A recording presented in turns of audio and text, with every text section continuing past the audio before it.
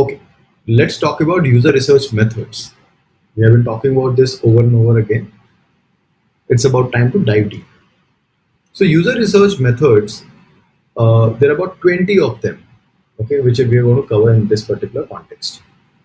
There were 20 of them, and they cover everything, right from interviews to clickstream analysis. And we're going to cover each one of them one by one. Right?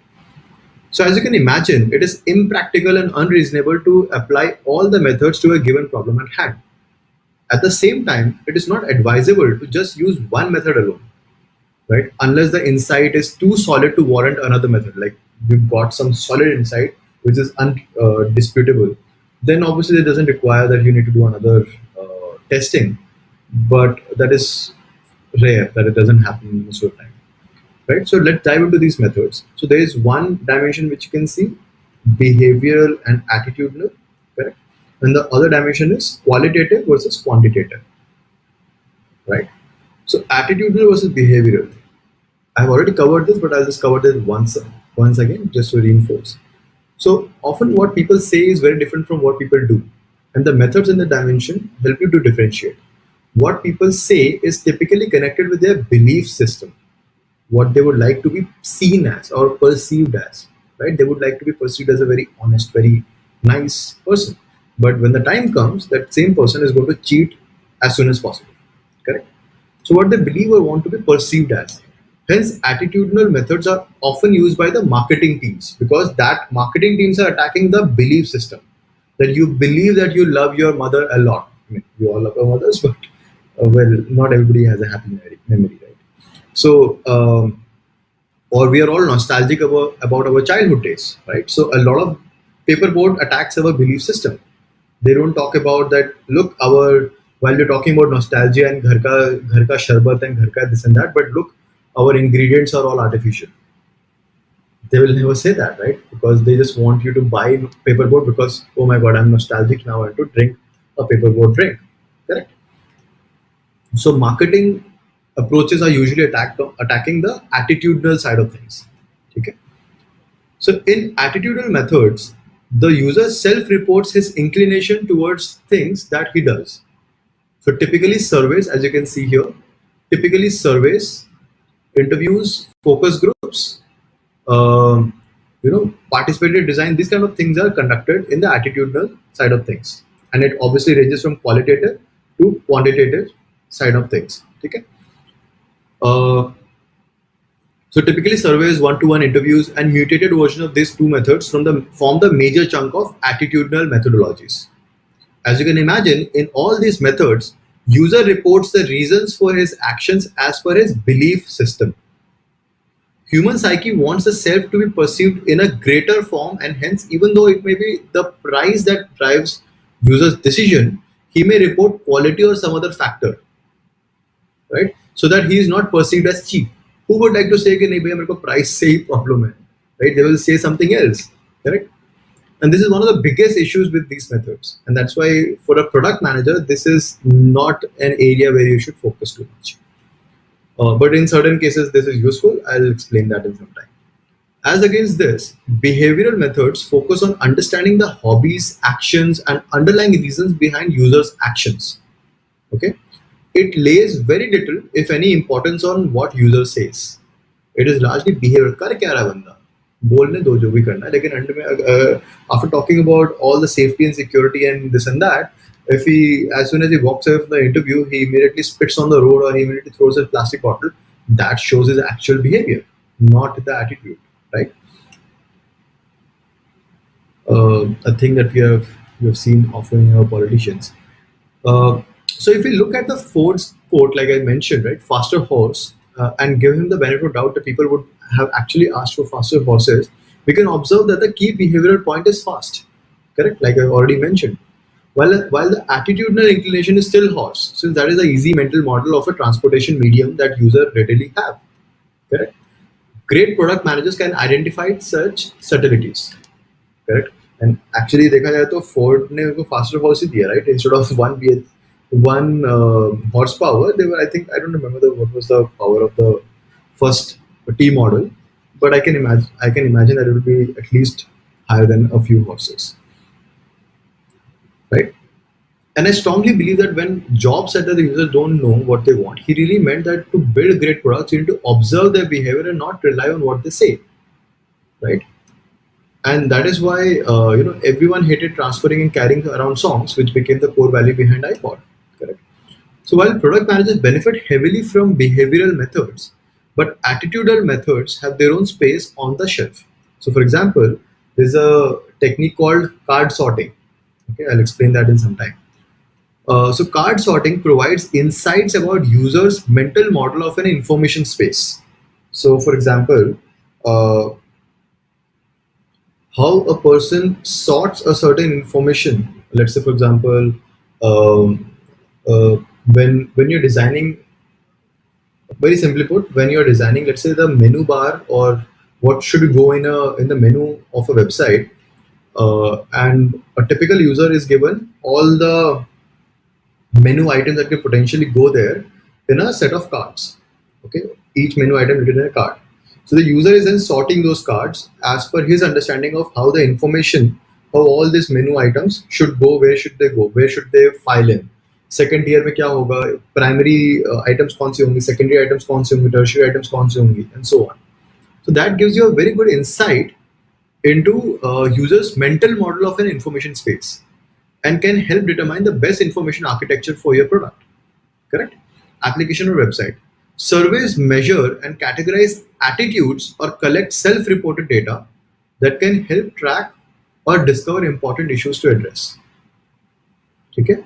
So surveys से आपको you get to measure and categorize attitudes कि बंदा बोल क्या रहा है, उसको क्या what is his attitude towards certain things.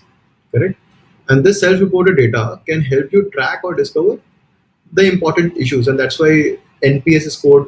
NPS is measured using surveys, for example. Focus groups tend to be less useful for usability purposes for a variety of reasons, but provide a top of the mind view of what people think about a brand or product concept in a group setting. Group में लोग एक product के बारे में क्या बोल रहे हैं, that is the only benefit of, to be very honest, of a focus group. ठीक है.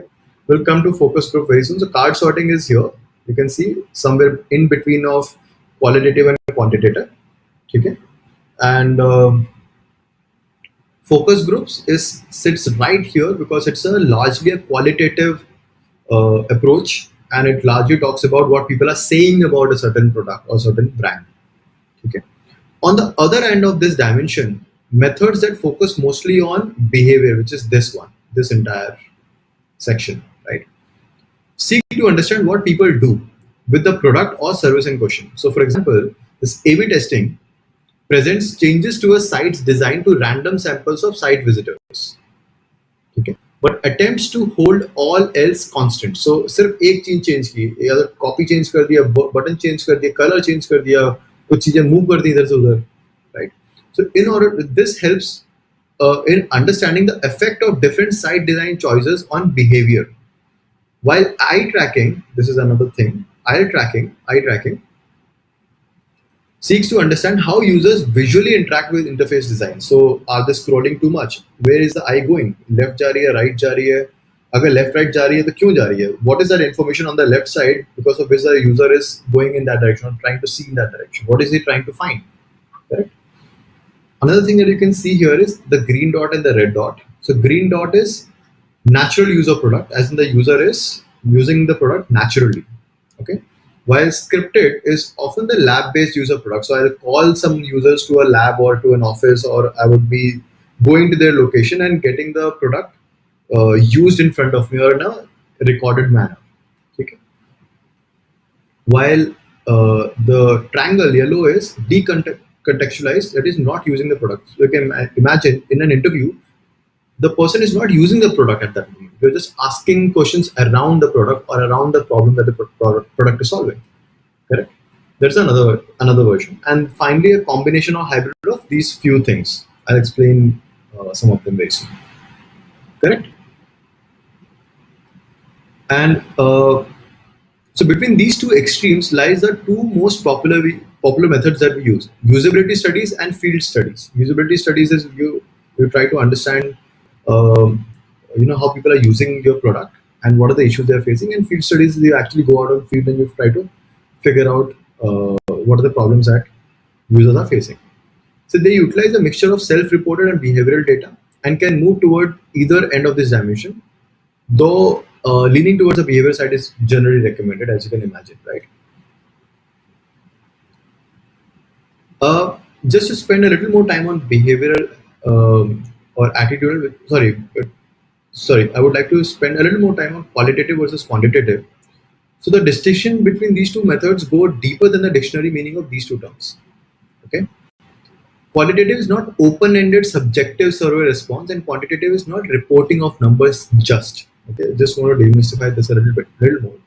But qualitative methods are a study of users' attitudes and behaviors directly.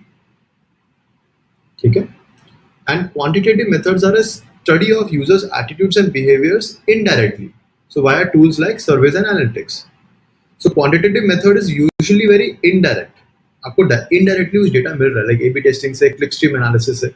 Clickstream analysis is basically Google Analytics in a way. ठीक है, clicks जो हो रहे हैं उनका एक stream आ रहा है, that's why it's called clickstream. And then if you analyze that clickstream data, then you get a sense of who is clicking what. So that is clickstream analysis, right? And qualitative is typically you're getting the answer from the user directly. You can see interviews or focus groups or so you're directly getting the answer from the horse's mouth, pretty much, right? So in field studies and usability studies, for example, the researcher directly observes how people use technology or not to meet their needs. This gives them the ability to ask questions, probe or behavior, or possibly even adjust the study protocol to better meet your objectives. Analysis of this data is usually not mathematical, it's usually very subjective. Okay. Uh, by contrast, insights in quantitative methods are typically derived from mathematical analysis, right? Since the instrument of data collection, चाहे वो survey tool हो, चाहे web server का log हो, so web server का log is another method of doing quantitative uh, analysis.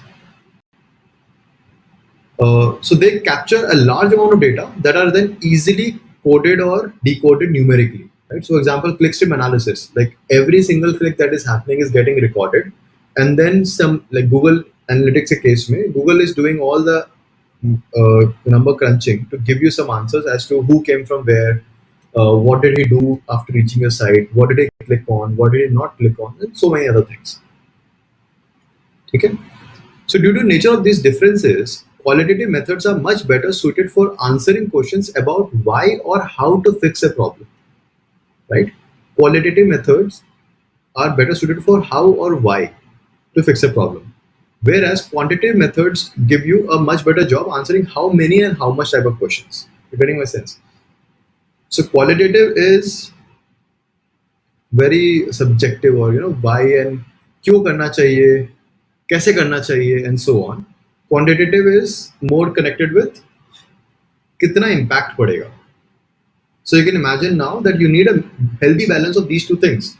Only then you will be able to convince yourself and others why a certain change or why a certain product is necessary, because you've got a good answer why and how, and then you've also got the impact using quantitative methods.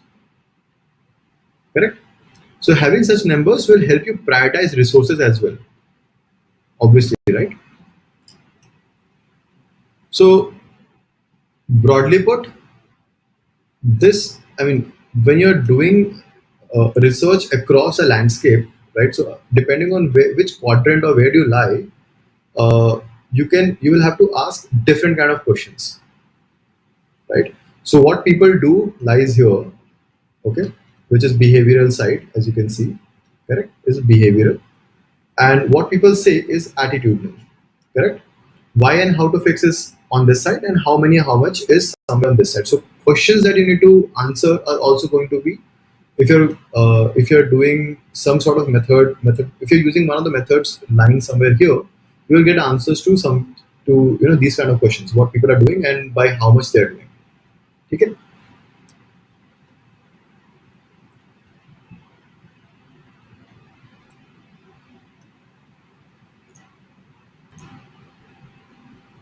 So quantitative data are often easier to understand and convey to product teams, right? Because it's all numbers, so it's very easy to understand for product managers typically, right? Especially when it comes to creating visuals and more concrete data graphs. Also, quantitative messages are more easily received by product managers and engineers, who often gravitate towards numbers and concrete findings. However, overlooking or minimizing the use of qualitative data is like forgetting to order, uh, you know, um, forgetting to order, I don't know,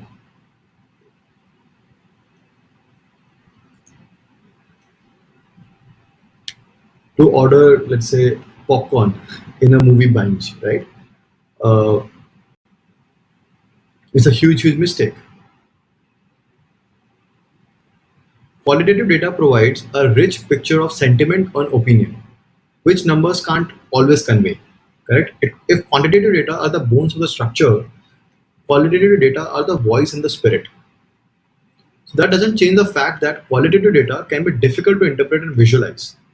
Researchers struggle to translate facts that do not come in a clean Likert scale. Likert scale का link मैंने speaker notes में डाला हुआ है. Please have a look. Or task success metric due to a lack of consensus in the standards for how quality data should be judged. So there is no exact methodology that exists right now, or people have agreed to. So people are doing whatever best they know, right? So equally as important, how can a standalone deliverable visually convey feedback when there is no researcher to talk through the bullet points of a user feedback session, right? जैसे word cloud होता है, right? So word cloud is something which is used very very commonly, but researchers themselves hate it. But उसका कोई alternative has not come up yet that people can start using more effectively. So word cloud is something that most of the researchers agree that it is useless. It is just not. It doesn't just convey any point or a point that clearly, but there is no alternative that has come up as yet,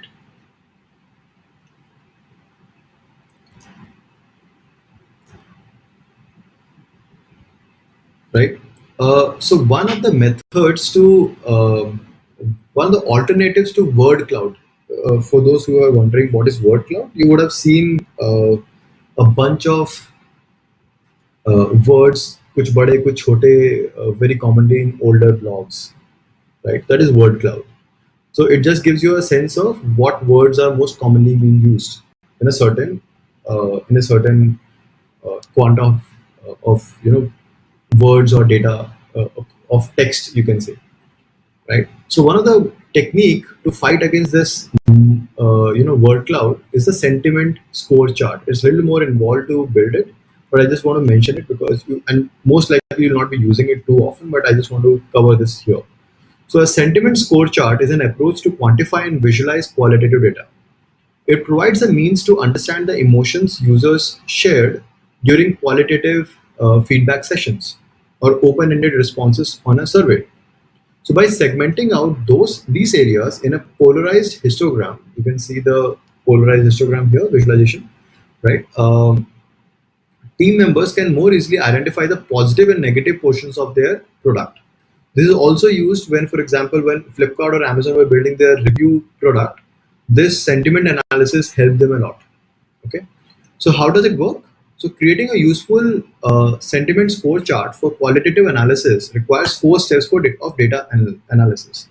You start by transcribing the data. Obviously, when you're done a certain amount of survey, let's say it's all it's all video based surveys. Let's say so you have to transcribe first, then you have to categorize, then you have to synthesize, and finally visualize. I'll explain how very soon.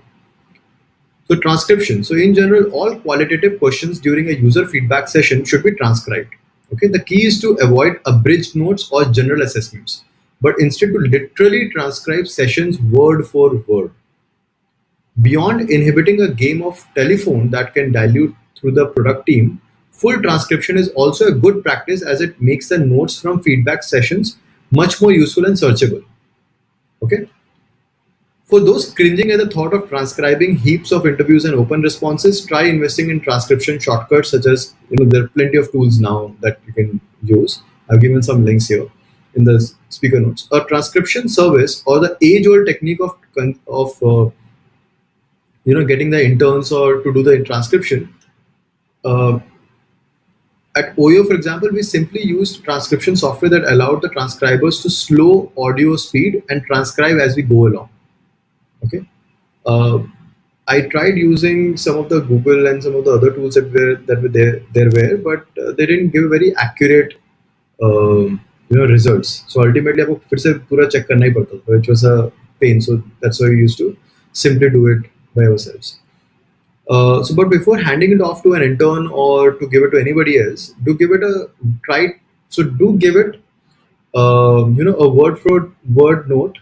एक बार खुद से करके देखो. It is a very interesting experience and can help researchers practice active listening when they're not the one conducting the interview. कई बार ऐसा भी होता है when you're doing this interviews, one person you would be the one who is taking notes while the other person is taking asking questions, and the roles can also switch, right? So it's very important to figure out or understand what does it take to have an active listening. And we in general have become very actively disconnected. you know हमारा we are not very active listeners anymore, right? So you have to hone that skill. When somebody is talking, you need to make sure that you're listening properly, you're understanding things as they speak. Once the transcription is complete, it's time to categorize the data, which is the second step, categorization, right? And you start. So basically, what you do is you start distilling the topics discussed with the goal of identifying global themes and patterns within the feedback. Okay, तो बोल क्या रहा है? What are they doing? What are they exactly asking for? Right. So using the transcriptions from the previous step, the researcher needs to segment out each conversational area in the user test and categorize them either by product or feature area, interaction or side section, or whatever else is the goal of the research, right? So here the researcher should be looking holistically at the conversational areas, not just at keywords or text fragments, which is why this work can't be done by a computer or AI just yet. Right? So once statements from the feedback are grouped by topic, the researcher should assign a polarity to the statement by classifying the statement or topic as positive or negative. While it sounds easy enough, there is some art to the approach. The researcher needs to be perceptive of the same topic running across multiple sentences. At the same time, he should be savvy enough to break apart statements that span multiple areas and aware of statements that might fit more than one category, right? So, for example, a statement such as "I really like the color scheme," the example given here, but navigation is a nightmare, would actually encompass the two statements, right, in its individuality, right? So he's saying that color scheme अच्छा है, मतलब aesthetic को +1 मिल गया, navigation is a nightmare, navigation -1 मिल गया, right? So these are two separate statements. It is helpful to establish what the categories will be before beginning to categorize statements. Otherwise, your this tagging, this categorization would be all over the place, correct? So it's very important that you, I mean, it will help you to establish what the categories will be before beginning to categorize the statements. But tweaks to the coding scheme might be required. So as the transcriptions are analyzed, correct? So it can be helpful to divide the statements into parent categories. For example, overall and features. Comments that fit within the overall parent category typically reference product areas that are omnipresent and general in nature. Within the parent category of overall, we use children subcategories such as aesthetics, navigation, layout, and what have you. Comments that fall into a features parent category typically describe specific features of one product. For example, button X or product page Y or copy on page Z or the comment section on some section, for example. The parent category features will typically have more subcategories. Example: product page X, button Y, or modal window Z. Comments generally fall into one parent category, but a measure of flexibility is sometimes required for expansive statements that can apply to multiple areas. Right. So it is a little art meets science kind of a thing. So it's important to maintain flexibility during this step, as revisions to categories are sometimes required. As you can imagine, right? You cannot exactly imagine all the categorization right from the beginning.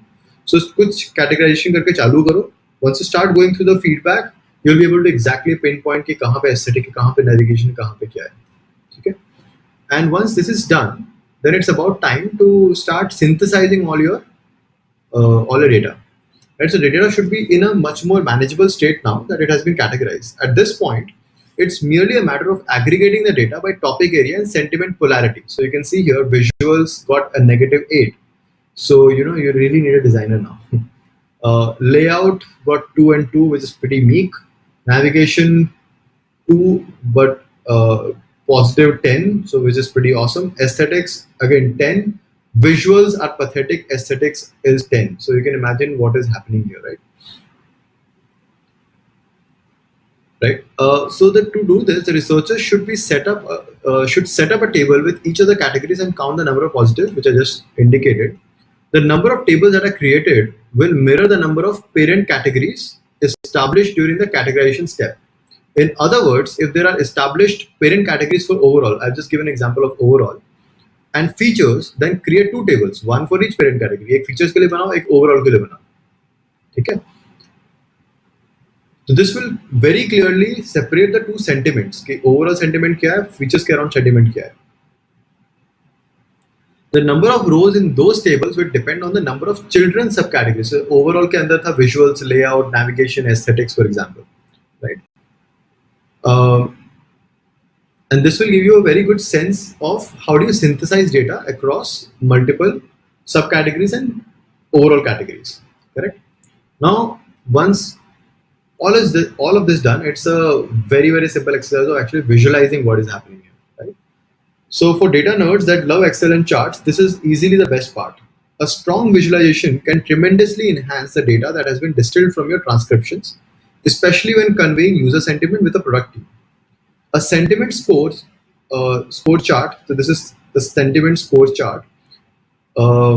Excels where word clouds fail, not only because of its ability to convey comparative positive or negative emotion, but also because of its ability to visually communicate the magnitude of user response. So सिर्फ ये पता नहीं चल रहा है कि aesthetics अच्छा है, but ये पता चल रहा है कितना अच्छा है. Correct? This ultimately helps researchers identify the more provocative areas of their product. Right? So I think this is pretty simple and straightforward as to how to generate this kind of a chart, right? And this will help you in making exact recommendations basis the entire feedback that you have received, right? So using the sentiment score chart below as an example, our product team, your product team is able to understand user sentiment with more specificity applied to specific areas. Correct? So in this example, one can see that users responded unanimously positive with 10 comments regarding the aesthetics of the product. Navigation was majority positive and so on. Correct? So basis this, you can exactly get the direction and the magnitude in which you have to apply. So for example, visuals में दिख रहा है कि मुझे बहुत effort डालना पड़ेगा. So maybe we need to have an external consultant or a designer full time to solve this problem. Correct? Next, I want to cover the third distinction. So I've covered attitudinal versus behavioral. I've covered quantitative versus qualitative. Now the third thing is the context of product use, right? So this is how and whether participants in the study are using the product or service in question, correct? So whether they're using in its natural or near natural use, or it's scripted, or they're using in a hybrid state. Okay. So when studying natural use of the product, the goal is to minimize the interference from the study in order to understand behavior or attitudes as close to reality as possible. So this provides greater validity but less control over what topics you learn about. Correct? So you're just observing and nothing else. You're not disturbing the subject directly. Right? Because of this, what you exactly learn and what topics are covered, you do not exactly have a control over it. Correct? So many ethnographic field studies attempt to do this, though there are always some observation bias. Intercept surveys and data mining, don't worry about all this jargons because they will get very clear in the next few slides. So data mining or other analytical techniques are quantitative examples of this. Correct? So surveys or data mining or analytical GA, for example, these are very analytical techniques or quantitative examples of this. Correct? A scripted study of product usage is done in order to focus the insights on specific usage aspects, such as, for example, a newly designed flow. The degree of scripting can vary quite a bit depending on the study goals. So, for example, a benchmarking study is usually very tightly scripted and more quantitative in nature so that it can produce reliable usability metrics. And typically, the way it is done is um, a prospective user would be called into the office or in a lab or a coffee place, and then he or she will be asked to go through the entire site or the section that you are trying to do research on, and speak out loud whatever he's observing and whatever he's thinking. So you can imagine that will be a very scripted thing, but that gives you a good sense of, at least you get some direction, right? So studies where the product is not used are conducted to examine issues that are broader than usage and usability, such as study of the brand or larger cultural behaviors. Hybrid methods use a creative form of product usage to meet their goals. So, for example, participatory design methods allow users to interact with and rearrange design elements that could be part of a product experience. Okay. So, for instance, one method is get the user when you're designing a certain layout. For example, you have created the different elements, and then you call the user in the studio or in your office and ask them to rearrange the units as per their understanding of where should these elements be placed in the entire layout, right? So these kind of concept testing methods employ a rough approximation of a product or service that gets at the heart of what it would provide. Okay. For example, Dropbox example is पढ़ा था हमने, right? That is another method, which is a hybrid testing method.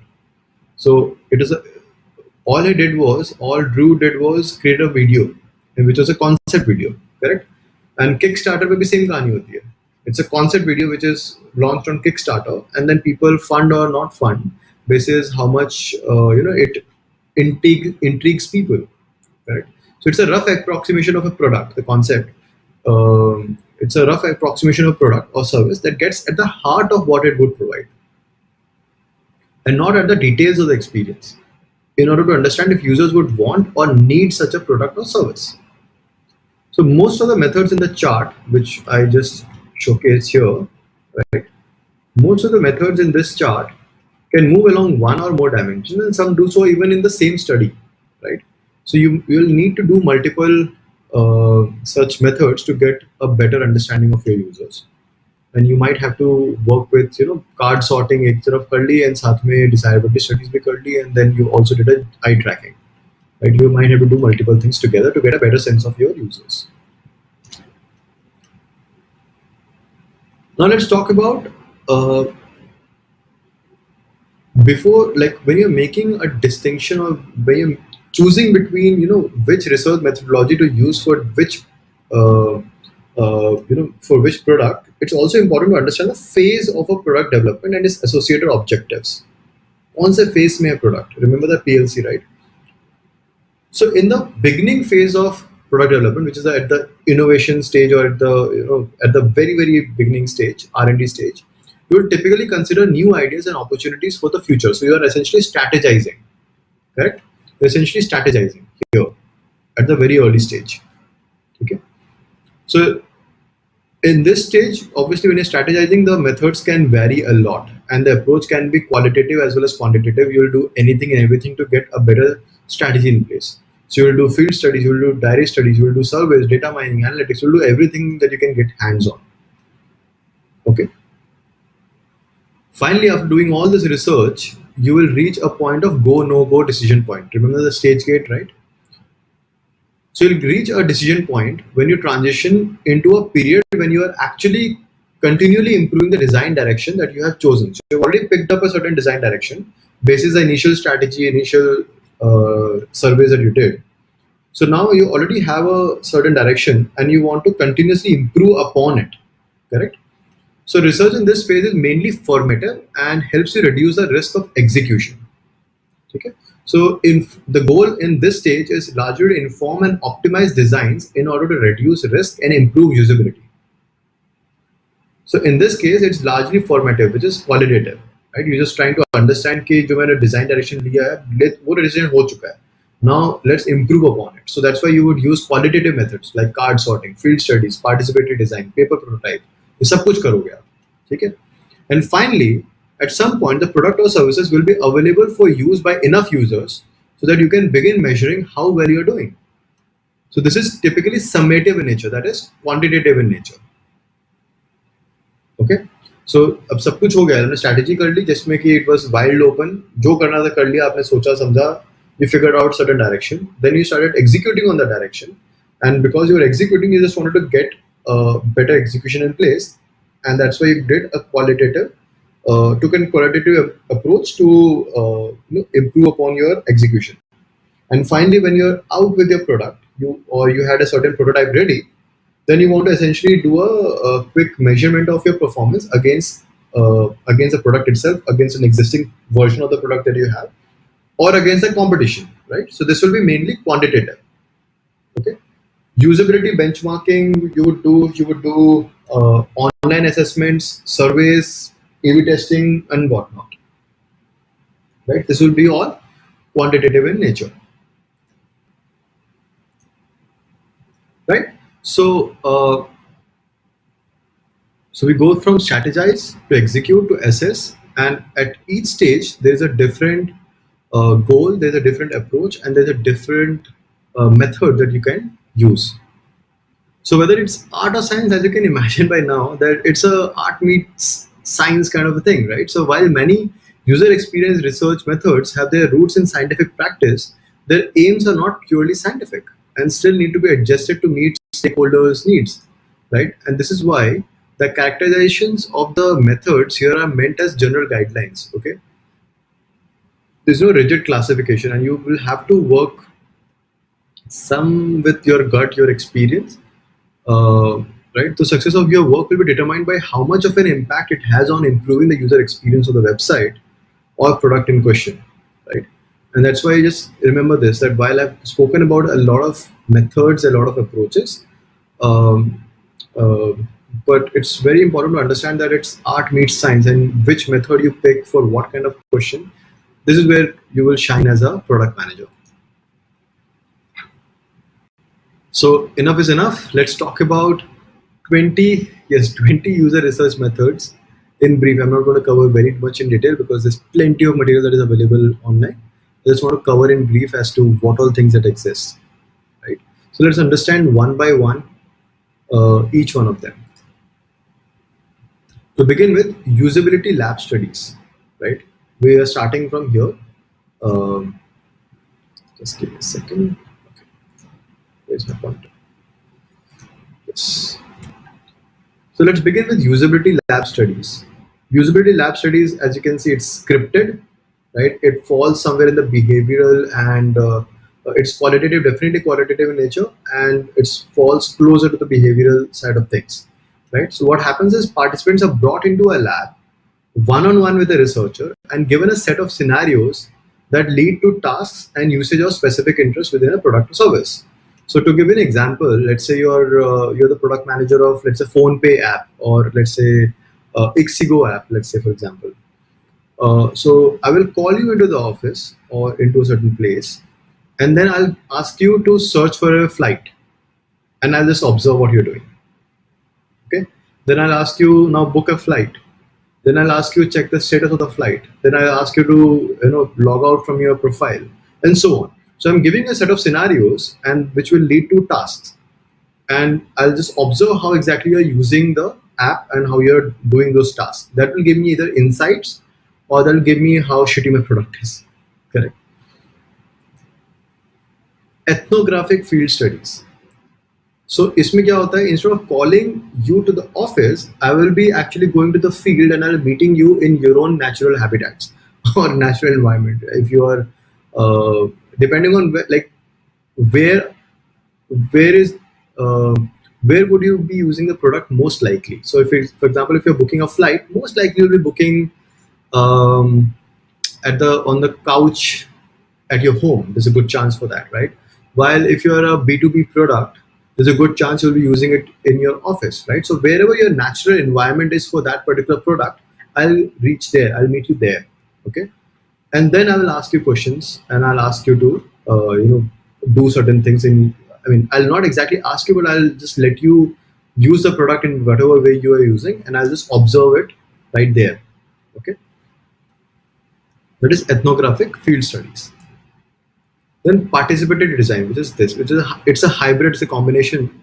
So participants are given design elements or creative materials in order to construct their ideal experience in a concrete way. Okay, like I said earlier.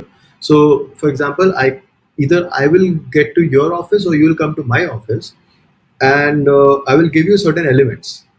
Okay, let's say now this kind of research could be purely user experience driven, that is an interface driven, or it could be about the entire experience of let's say for example uh,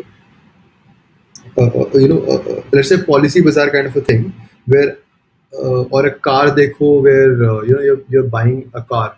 So it could be designing the entire experience, the entire journey of discovering a good used car. For example, if you're buying a used car from car dekho, so it has multiple steps, right? Firstly, discovery of the car itself. So how do you search? How do you filter? Um that is one. Second is how do you bookmark or how do you select? Third is how do you call and talk to the sellers and get a little more detail? Then how do you shortlist? Then after shortlisting, how do you reach out to the sellers and figure out the scheduling and appointment and so on? And then when you reach there, how do you let Car Dekho know, or how will Car Dekho know that they have led to a car getting booked or being bought? Correct.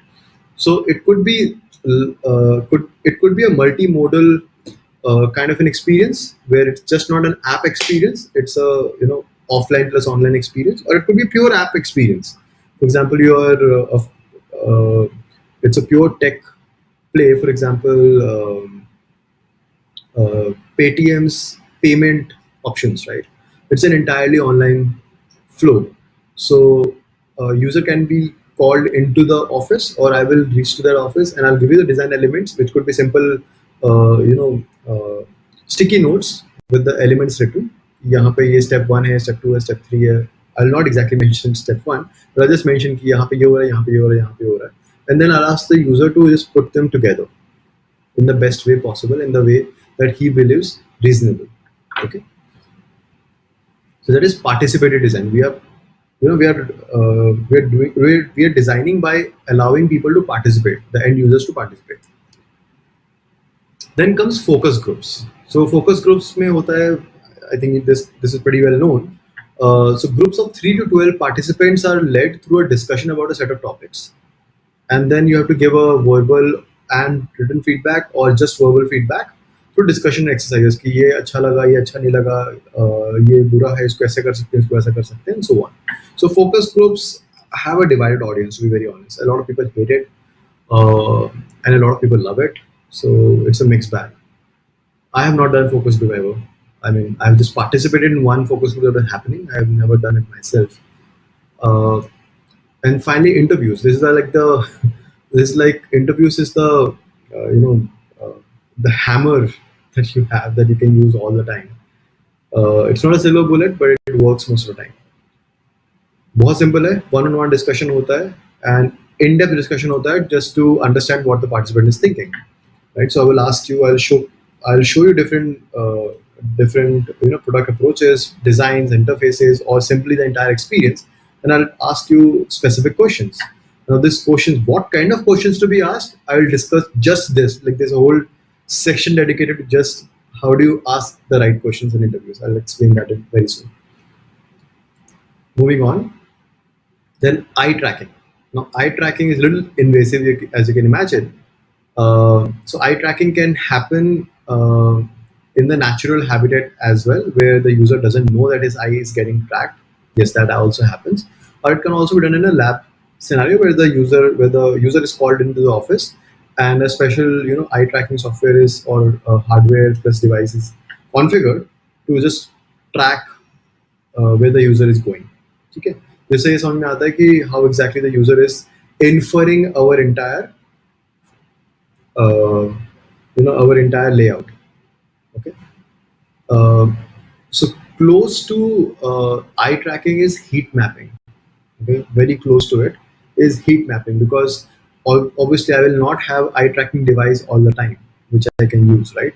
So heat mapping is a little better tool, because heat mapping में क्या होता है कि where the user is exactly clicking, not clicking, maximum number of users are clicking, that gives me a certain sense of what is the thing that people are liking the most or not liking at all or completely ignoring on a certain site. Correct. So that is a proxy for eye tracking basically, and that gives you a very good idea about how people are behaving. Right. So this is eye tracking. Then comes usability benchmarking. So it's a very tightly scripted usability studies which are performed with several participants and एकदम precise होता है. Usability studies benchmarking इसी कारण बहुत expensive भी होता है, and that's why a lot of people don't do it unless we're talking about very large firms. So इसमें there's a precise script. A lot of people are called into the office and all of them are asked to do the same thing in the exact same manner, and then it is seen that how exactly people are behaving or reacting to it. So for example, सबको बोला गया कि जाओ search करो flight. Okay, so some people, for example, my mother versus me versus my brother versus my friend is going to perform it very differently depending on where we are coming from. So my mother might find it very difficult to actually search a flight on the site, but me or my friend who might be from a very small village who has never used this might find it very difficult. But me, because I'm a slightly advanced user of such interfaces, I might be able to immediately figure out even a complex interface and get done with it, right? So that indicates, that helps in identifying exact usability problems.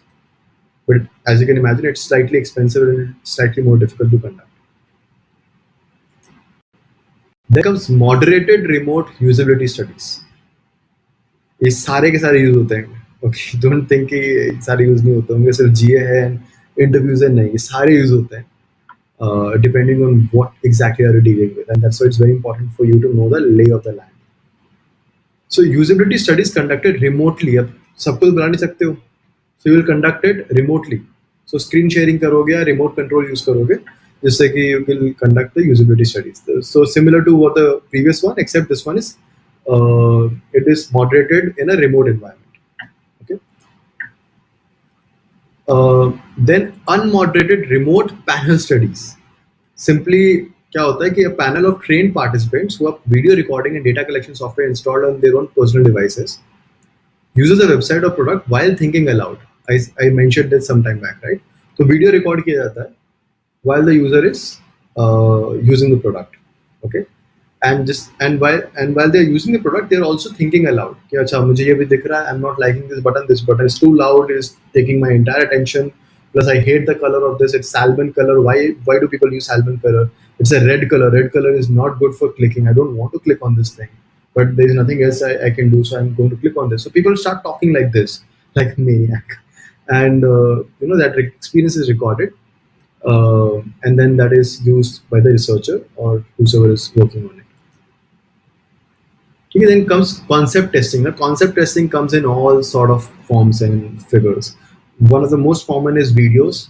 Dropbox case, for example, you know this, right? So, approximation of the product is used. Now, that approximation could be anything, okay, and it should capture the key essence, the value proposition of a new concept or product in order to determine if it meets the need of the target audience. Remember that discussion that Ajay had, and he showed an MVP where he, before getting to the car, he the builder, the developer, built a skateboard. So skateboard becomes the approximation of a car. So it helps you getting from point A to point B. Correct. And this can be done on a one-to-one basis or with larger number of participants, and either in person or online. So there's concept testing is a whole wide world. You can do practically anything that can give you a better sense of what people are going to like or not like before you actually end up building it. Okay. Then comes diary and camera studies. So so participants are largely given a mechanism, that is a diary or a camera. So diary से basic diary मतलब कि diary and pen just to record what they're doing, versus camera just to record in a visual manner, right? So they need to describe aspects of their lives that are relevant to a product or service, okay, or simply quote to the target audience. So diary studies are typically longitudinal and can only be done for data that is easily recorded by participants, right? So customer feedback. I'm sorry, this slightly मैं थोड़ा सा copy यहाँ लिखने में थोड़ा गलती कर दी है. Uh, I'll just cover it. I'll just cover the customer feedback also here, and then I'll correct it in the slide later. So customer feedback, similarly, so in diary and camera studies, basically, you are largely covering whatever aspects that are relevant to the product at that point of time. So, for example, if let's talk about something else now. Um, uh, let's talk about the hotel booking app booking.com, right? So you're going to largely talk about, you're just going to record कि मुझे when I'm booking a hotel, these are the things I like to look out for. I like to see large images, I like to see the ratings, I like to see the room ki photos, I also like to see what others are talking about it, and so on, right? So that is what you are largely noting down or just simply recording. Okay. Next point is customer feedback, which is this method. It's open-ended or close-ended information provided by a self-selected sample of users. So basically, you're taking a survey. For example, after, and you would have done this a number of times, right? You would have received an email from Make My Trip or from someone asking, "Bhai, आपको कैसा लगे service?" And then you can either choose to give a solid feedback, or even restaurants nowadays, right? They will come back with a paper which will have feedback, a questionnaire which you can fill up and submit. Correct. That is customer feedback. It's open-ended completely or close-ended depending on scenario to scenario, and it's self-selected. So users can obviously choose not to give the feedback, and sometimes they can choose to give feedback. The only problem which I've personally seen in customer feedback is most of the people only give feedback when they are when they want to give a negative feedback. Okay, or they're exemplary excited about the product that they're completely blown away. Okay, so that's why the feedback that you will typically receive would be largely negative and very occasionally very heavily positive. Neutral feedbacks बहुत कम मिलते हैं. Then comes desirability studies, right? So इसमें क्या होता है? Participants are offered different visual design alternatives, and this time I'm just talking about visual interfaces. Okay, and are expected to associate each alternative with a set of attributes selected from a closed list, right? So, एक visual design दिखा दिया. Now, if it's a website, obviously that, but if it's a physical product, I can show you different physical variants, right? ये अच्छा लग रहा है, ये अच्छा लग रहा है, ये अच्छा लग रहा है, and so on. And then you are asked कि, okay, अगर तुम्हें ये अच्छा लग रहा है तो इसके what is the closest term or closest word that you can associate with? Is it happy? Is it sad? Is it satisfying? It is calm, right? So some attribute that you can connect with, and you are given a closed list. It's not an open list. You can pick any term. नहीं. Out of this 5 words, out of this 10 words, what do you think this particular design or this particular variant you can closely relate with? So this particular design is giving me very calm feeling. So I'll connect the term calm with this particular design. Okay, and these studies can be both quantitative or qualitative. So you can also give on a scale of 1 to 10, how calm are you feeling? I'm feeling. I'll give it a rating of 10. So that becomes a quantitative measure of the desirability. Okay. Then comes card sorting. I've already explained it. Essentially, it helps in understanding how your users um, look at the information that you're providing. How exactly are they putting things together? And that also gives you an idea of the mental model that the users associate with. And you would want to have you would want to build the products around, or the information architecture on your website around the mental model of the person. So if the person believes that an X category should go with a Y category, then you put them together, although your logical mind believes that no, these are two completely different things and we should not club them together. But if the user is saying so, maybe you need to let the user be the king, right?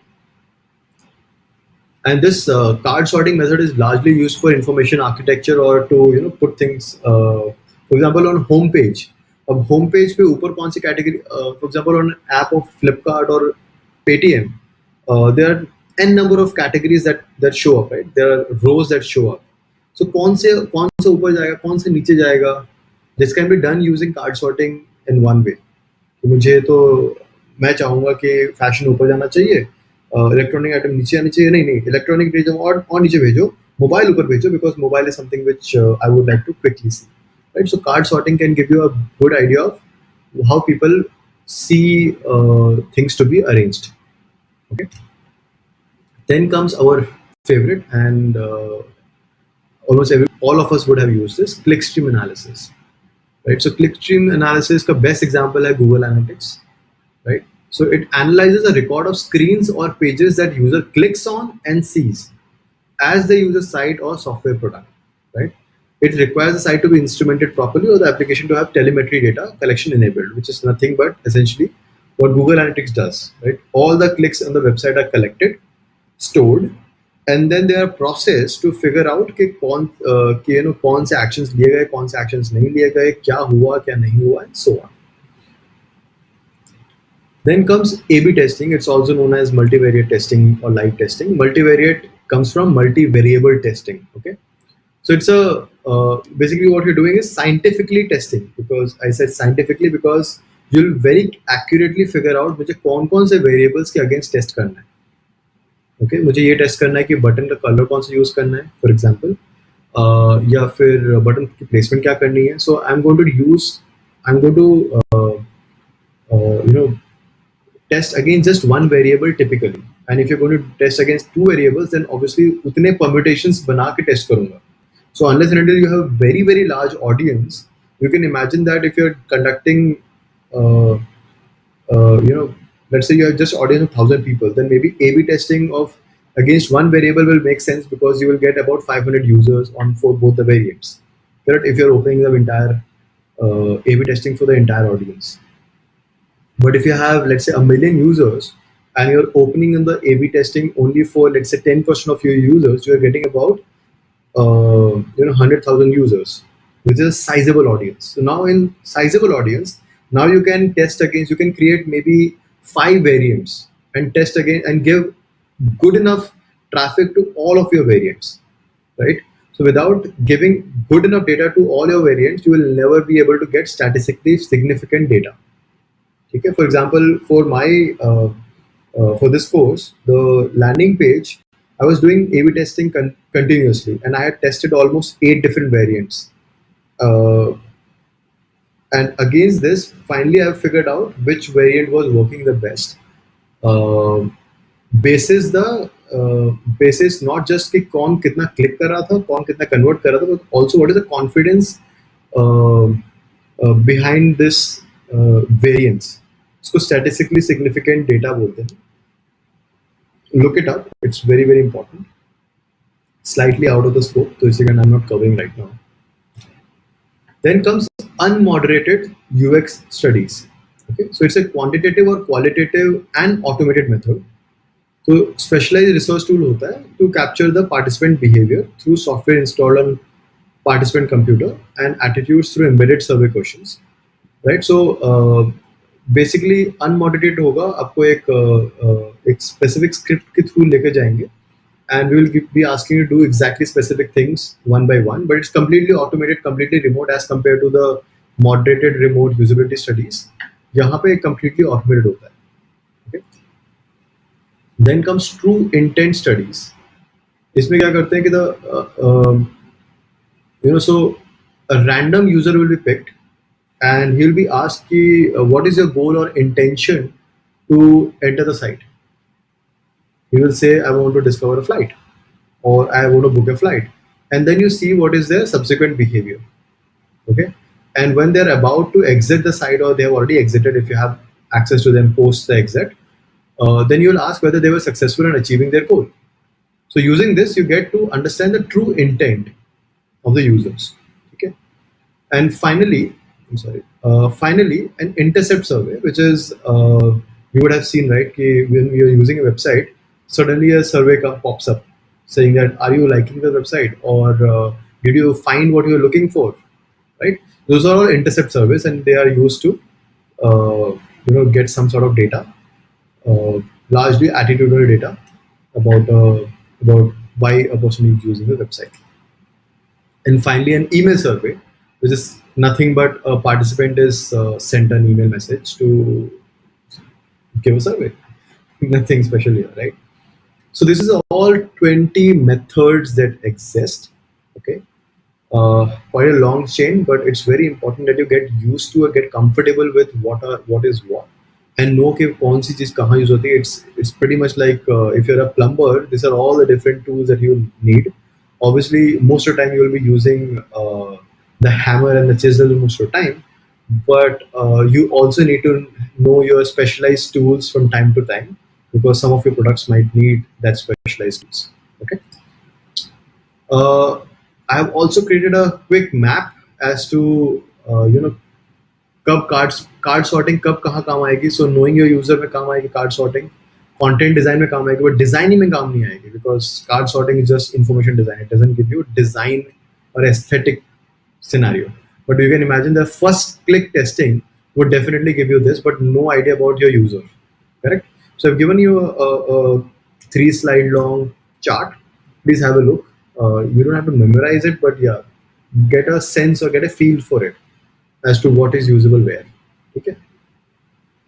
Now you can see the surveys, because surveys are usable across the board, right? Know your user, content, design, test, and refine. That's why surveys are so popular, and that's why there are survey specific product companies. So SurveyMonkey or Typeform or Google Forms, right? They all got so popular because surveys are everywhere. Right. Okay. So now we have covered two topics. Awesome. So let's after going through the entire theory of user research, the different methods that exist, persona, archetype, and so much, I hope you guys are super excited to know abhi karna kya hai? How do we do the user research exactly in the real world? So, which is the topic of this particular section? How to do user research effectively. Just 2 steps. You lock the goal. What is the objective? Make it measurable. Make it smart. And then you select at least two orthogonal methods, right? So you want the answer to why and what, and you also need to get the answer of how much as well, right? So qualitative versus quantitative, and behavior versus attitude. So you want to get at least data from two different orthogonal methods. So let's go ahead. Yes, right. So effectively, uh, there are 5 different stages of doing user development. सबसे पहले you create objective of the research, the experiment that you're running. Then you create a hypothesis around it. Then you create a good method, or you select a certain methods. Then you conduct the exercise, and then you finally synthesize the entire findings. Okay. So objectives, right? The first step is setting a goal for the research. Why and what are questions that need an answer, and also determining whether a lot of data is needed at this end or just a few most important points. Okay. Is there already an existing hypothesis? What data do you have already? If there is some, use that to your benefit, right? So it's very at this point, you're essentially setting the lay of the land or the principle or the rules of the game. कि करना क्या है? What are the questions you need to get answers to? How much data do we need to gather? How accurate should the data be, and everything else that is required. Remember that it's art meets science, right? So you have to tweak and calibrate accordingly. Followed by you you go through whatever you already know about the users, that users इस तरह के होंगे उस तरह के होंगे. Like I said, right? I give an example of Shazam for shoes, right? And I was making assumptions about the users, right? So I was assuming that the females would be the most the power users of this product, because I'm just coming up with a product. I would want die hard users who are like waiting for this product to come, right? So these would be like fashionistas, mostly in urban cities, who love shoes and who brag about owning a ton of shoes on Instagram or on Facebook. So these will be our primary users most likely, right? So I will create a certain hypothesis around it, right? And I would think about what are the assumptions that need to be true for the product to be successful. That is my hypothesis essentially. Then what are the assumptions that need to be true for this product to be successful? Keep that in mind. Next, we choose the right research method. So it should be effective in achieving the goals set for the research and suit the situation the best. So if you cannot really reach out to a lot of people, if you do not have the data, you're just starting up, so you don't have any quantitative data. Nobody is coming to your site because the site itself doesn't exist. So obviously you cannot do clipstream analysis. So what is the other method that you can apply? Maybe you can do interviews. Maybe you can do some proxy analysis, right? Or you can launch a concept-based analysis, right? You can do something else. So you need to figure out what works best for your situation. And is it better to choose qualitative or quantitative research method, right? And so largely to understand the form and the method of the research are determined by the goals. कि करना क्या चाहते हो? If the goal is very qualitative in nature, then I just want to understand why would somebody use this, or what are the ways in which somebody is using it. Obviously, you don't need a quantitative data set immediately, correct? At the same time, you also want to know what are the different ways or use cases in which my product is getting used, um, and what is the separation, or what is the how many people are using it for a certain use case. If I want to get to that detail, then I would need to also employ a quantitative method. So, for example, this time I'm using a certain product called Loom, Loom, to record this screencast. Now, it's a free tool, but a pretty awesome tool, as you can see.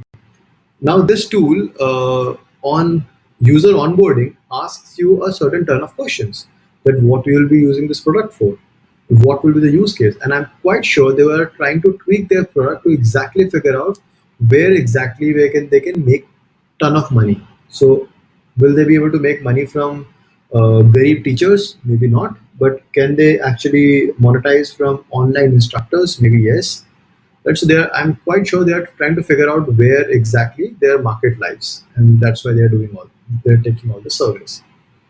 I'll recommend actually subscribing to this, signing up to this product, and checking out their onboarding. It's pretty cool.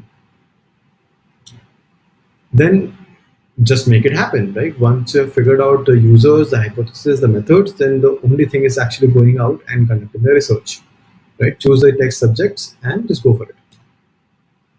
And in final stage, you will start synthesizing the data. Okay, you analyze it.